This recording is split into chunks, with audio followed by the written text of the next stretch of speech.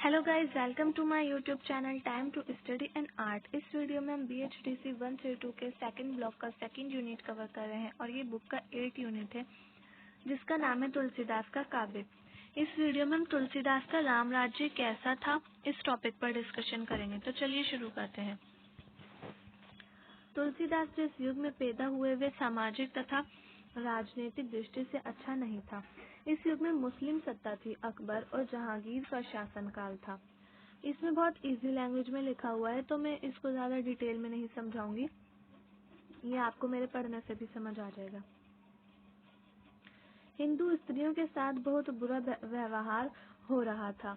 किसान के पास खेती नहीं थी, भिखारी को भीख नहीं मिलती थी, व्यापारी के पास व्यापार नहीं था, बेरोजगारी थी। अतः तुलसीदास इन सब परेशानियों को ध्यान में रखकर राम राज्य की कल्पना करते हैं। अब तुलसीदास जो थे वो अपने समय की मतलब तत्कालीन समय की परेशानियों को सामने रखते हैं और राम राज्य की कल्पना करते हैं। राम राज्य जो था उनकी कल्पना का राज्य था, जिसमें वो बताते हैं कि राम जो है, श्री राम जो है वो किस तरह से अपना राज्य चलाते हैं, शासन चलाते हैं, शासन करते हैं। तो ये उन सब के बारे में बताते हैं।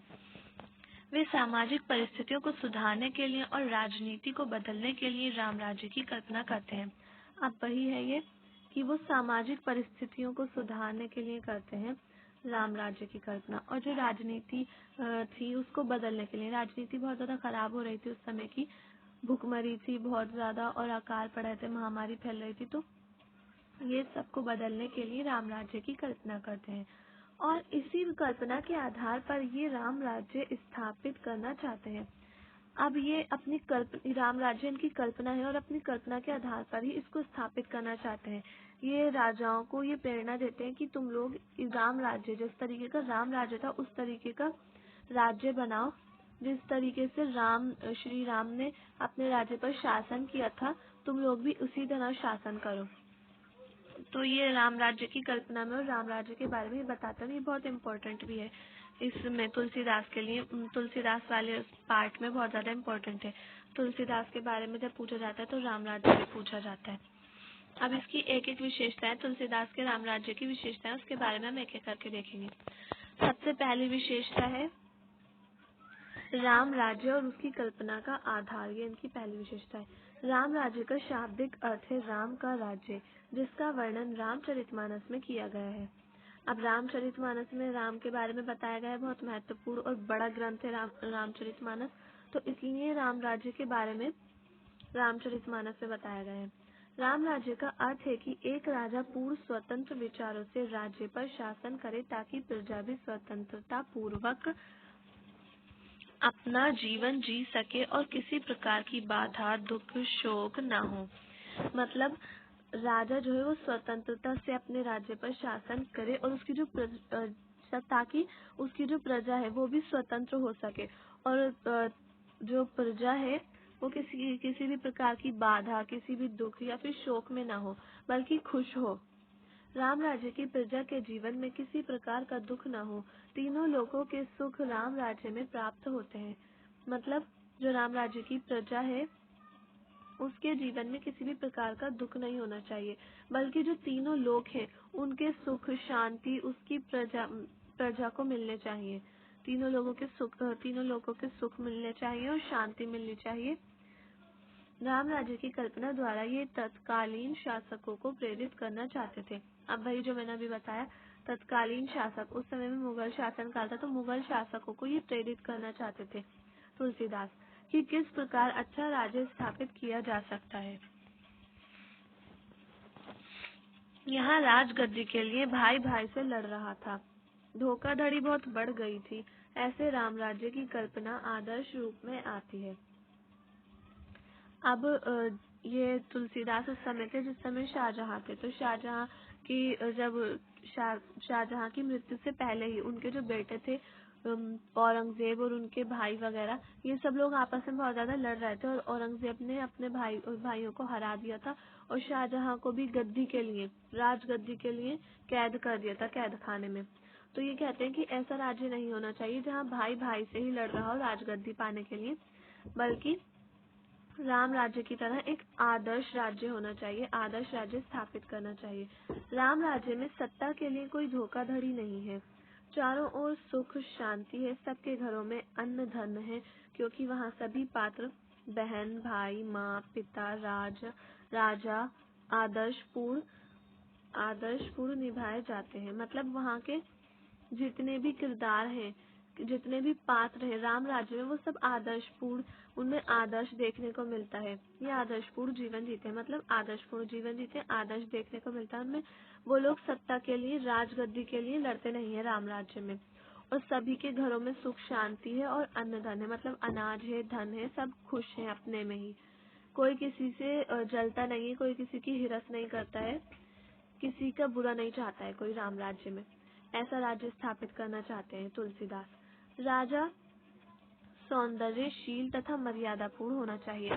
अब ये कहते हैं कि जो राम राज्य है उसका राजा भी सौंदर्यशील, श्री राम की तरह सौंदर्यशील होना चाहिए, बहुत सुंदर होना चाहिए और मर्यादापूर्ण होना चाहिए, मर्यादा होनी चाहिए उसमें।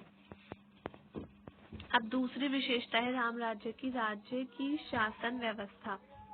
इस समय मुगलों का शासन स्थापित था। राजा प्रजा का ध्यान नहीं रख रही थी, प्रजा भी नियमों का पालन नहीं कर रही थी। मतलब जो मुगल शासन था, ये बताते हैं उस समय में कि मुगल शासन स्थापित था, औरंगजेब का समय आ गया था, जहाँ शाहजहां के बाद औरंगजेब का समय आ गया था। तो राजा प्रजा का ध्यान नहीं रख रही थी और प्रजा भी जो थी वो भी बेखबर हो गई थी, वो भी नियमों का पालन नहीं कर रहे थे प्रजा। तुलसीदास ऐसी शासन व्यवस्था का विरोध करते हैं। वो कहते हैं कि ऐसी शासन व्यवस्था नहीं होनी चाहिए जहाँ राजा प्रजा का ध्यान न रखे और प्रजा नियमों का पालन न करे। ये ऐसी शासन व्यवस्था की स्थापना करना चाहते हैं जिसमें दुराचार दुर्व्यवहार न हो, सभी धार्मिक मार्ग पर चले, अपने कर्तव्यों का निर्वाह करें, छल कपट न करें, मानव जीवन में नीति गुण अपनाएं।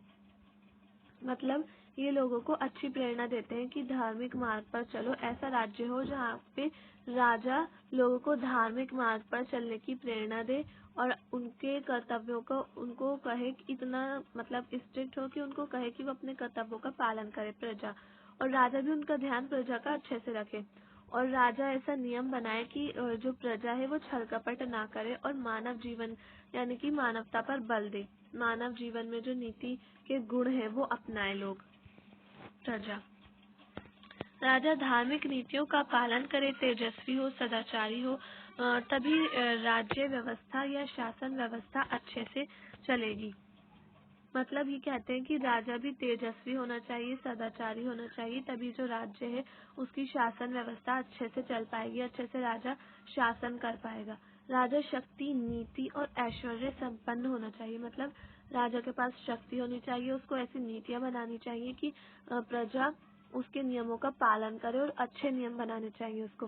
प्रजा के दुख दर्द को देखकर उसको ध्यान में रखकर नियम बनाने चाहिए, ना कि प्रजा को भूल जाए और प्रजा को भूलकर वो नियम बनाए सिर्फ अपने हित को ध्यान में रखकर। और ऐश्वर्य संपन्न मतलब कि सुंदर होना चाहिए राजा। अब इनकी तीसरी विशेषता है समाज में सुख और शांति की स्थापना। तुलसीदास के अनुसार वही समाज उन्नति कर सकता है जिसमें सुख और शांति हो। वे कहते हैं कि जिस समाज में सुख और शांति होगी वो समाज उन्नति करेगा। वे समाज में सुख और शांति की स्थापना न होने को राजा की कमजोरी मानते हैं। यदि राजा शक्तिशाली होगा तभी समाज में सुख शांति तथा उन्नति होगी। वो कहते हैं कि जिस राज्य का राजा कमजोर होता है वहाँ पर ही दुख होता है, शांति होती है और वहीं की उन्नति नहीं होती। वो कहते हैं कि जिस राज्य का राजा शक्तिशाली होगा वहाँ पर सुख होगा, शांति होगी और उन्नति होगी। तो इसलिए वो कहते हैं कि राजा को शक्तिशाली होना चाहिए, ना कि कमजोर होना चाहिए। यदि राजा अपने कर्तव्यों का पालन करेगा, सुमार्ग पर चलेगा, तो समाज में स्वयं ही सुख व शांति आएगी। अब वो कहते हैं कि राजा को सुख और शांति करने के लिए कुछ करने की जरूरत नहीं है, बल्कि उसे अपने कर्तव्यों का पालन करना चाहिए। राजा को सिर्फ अपने कर्तव्यों का पालन करना चाहिए और सही रास्ते पर चलना चाहिए। सुमार्ग मतलब अच्छे रास्ते पर चलना चाहिए। और अगर राजा ऐसा करेगा तो समाज में खुद ही सुख और शांति खुद ही आ जाएगी। अब इनकी चौथी विशेषता है वर्णाश्रम व्यवस्था। ये चौथी व्यवस्था है। प्राचीन समय में समाज 4 वर्गों में बटा हुआ था: ब्राह्मण, क्षत्रिय, वैश्य, शूद्र। ये सभी अपने अपने कर्तव्यों का पालन करते थे, जिस कारण समाज में सुचारू व्यवस्था चल रही थी। जो इन वर्णाश्रम के अनुसार जीवन जीता है, वहाँ सभी दुराचार अनैतिकता नहीं आती वहाँ कभी दुराचार अनैतिकता नहीं आती, ऐसा तुलसीदास मानते थे। अब तुलसीदास ने वर्णाश्रम व्यवस्था को बुरा नहीं कहा है, बल्कि उसका साथ दिया, उसका समर्थन किया है। वो मानते हैं कि जहाँ पर वर्णाश्रम व्यवस्था है, तो वर्णाश्रम व्यवस्था होगी तो समाज जो है वो सुचारू रूप से चलेगा। समाज की जो व्यवस्था होगी वो सुचारू रूप से चल सकेगी, क्योंकि जो क्षत्रिय होंगे वो अपना काम करेंगे, वैश्य अपना काम करेंगे, शूद्र अपना काम करेंगे और ब्राह्मण अपना काम करेंगे। तो इस तरीके से समाज की जो एक चेन बनी हुई थी वो अच्छे तरीके से चल सकेगी और समाज सुचारू रूप से काम कर सकेगा। अब जब मुगल शासन आया था, तो मुगल शासन ने ये जो वर्णाश्रम व्यवस्था थी ये खत्म कर दी थी। तो तुलसीदास जी कहते हैं कि मुस्लिम शासन व्यवस्था में वर्णाश्रम व्यवस्था खराब हो गई, इसलिए वर्ण का ध्यान नहीं रखा गया।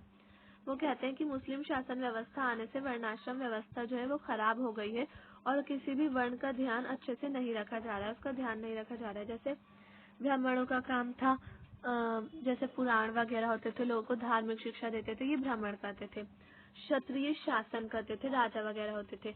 वैश्य वो होते थे जो क्षत्रियों के यहाँ काम करते थे, जैसे कि वकील हो गए, डॉक्टर, और ये सब लोग इसमें आते थे वैश्य में।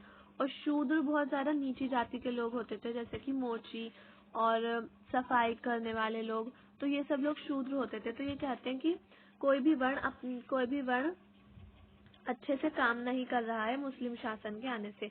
मुस्लिम शासन को वर्णाश्रम व्यवस्था दोबारा से लागू करनी चाहिए। किसी भी वर्ण की नारी का अपहरण हो जाता था। अब वो कहते थे, जैसे ब्राह्मण और क्षत्रिय और वैश्य, ये तीनों ऊपर क्लास के, अपर क्लास के लोग होते थे। तो इनकी जो नारियां होती थी या फिर इनके साथ कोई भी बुरा व्यवहार नहीं होता था। जो शूद्र होते थे ना, उन्हीं को ही सारे गलत और बुरे व्यवहार झेलने पड़ते थे। तो ये कहते हैं कि अब तो किसी भी वर्ण की नारी का अपहरण हो जाता है, मतलब क्षत्रिय, वैश्य और ब्राह्मण।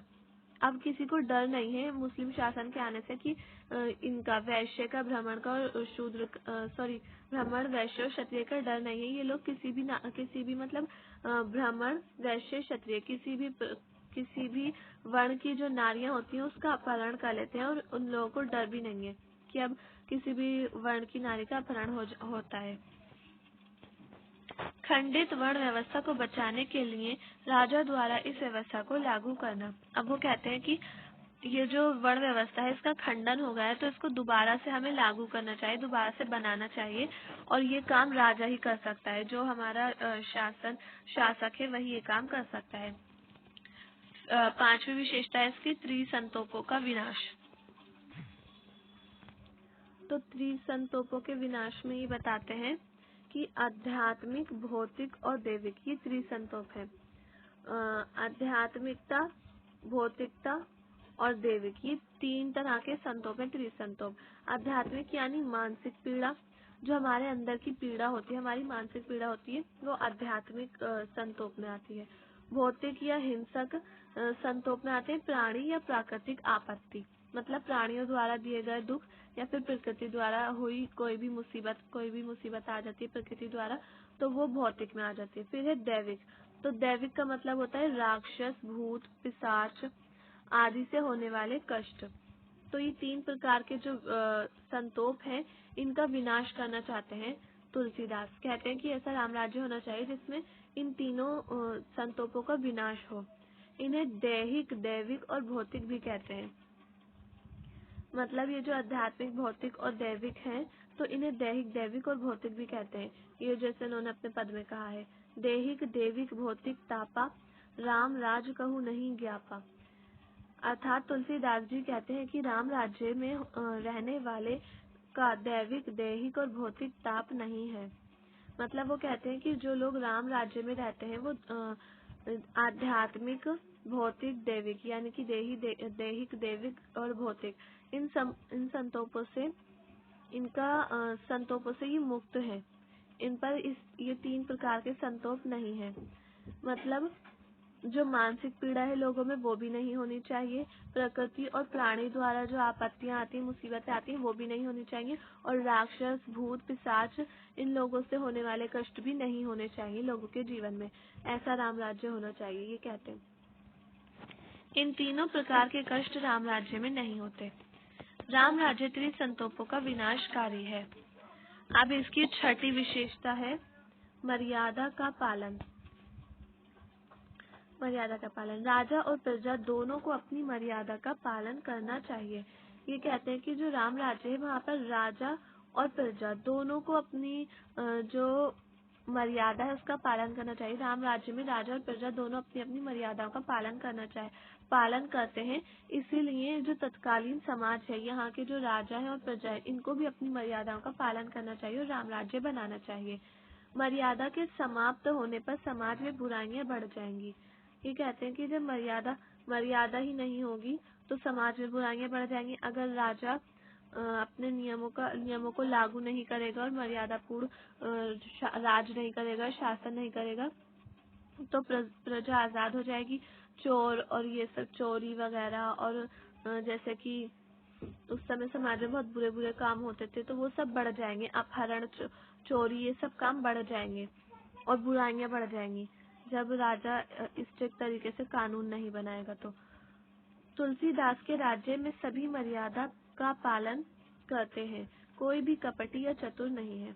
अब इन्होंने जो अपने राम राज्य को बताया है तुलसीदास ने अपने काव्य में, रामचरितमानस में, तो वहाँ पर जो जितने भी लोग हैं, राजा हो या फिर प्रजा हो, वो सभी मर्यादा का पालन करते हैं। वहाँ पर कोई कपटी नहीं है, चतुर नहीं है, कोई किसी का बुरा नहीं चाहता है, किसी के साथ बुरा नहीं करता है और ना ही चतुरता दिखाता है।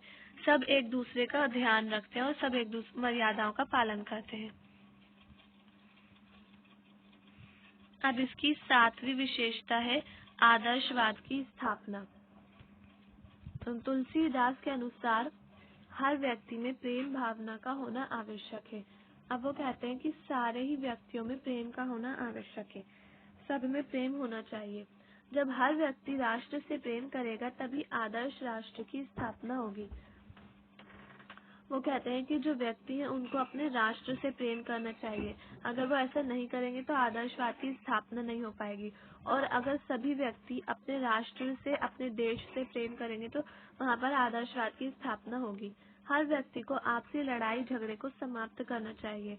मतलब सारे ही लोगों को आपसी लड़ाई झगड़े को समाप्त करके एक दूसरे का साथ देना चाहिए, एक दूसरे से प्रेम करना चाहिए और अपने राष्ट्र से प्रेम करना चाहिए। अब इसकी 8वीं विशेषता है मंगल की कामना। तुलसीदास प्रजा के मंगल की कामना करते हैं। ये किसी एक व्यक्ति के लिए मंगल की कामना नहीं करते बल्कि पूरे विश्व के लिए मंगल की कामना करते हैं। अब तुलसीदास जो है वो सिर्फ अपने राष्ट्र के लिए या फिर किसी एक व्यक्ति के लिए या फिर राजा के लिए या सिर्फ प्रजाओं के लिए ही मंगल की कामना नहीं करते, बल्कि पूरे विश्व के लिए, पूरे विश्व के लोगों के लिए, पूरे विश्व की प्रजा के लिए मंगल की कामना करते हैं। सो गाइज, आज की वीडियो में सिर्फ इतना ही। नेक्स्ट वीडियो में हम तुलसीदास की भाव पक्ष की विशेषताएं इस टॉपिक पर डिस्कशन करेंगे। अगर आपको मेरी वीडियो पसंद आई हो तो प्लीज़ मेरी वीडियो को लाइक करें, शेयर करें एंड चैनल को सब्सक्राइब करना ना भूलें। कमेंट्स करके ज़रूर बताएं आपको मेरी वीडियो कैसी लगी।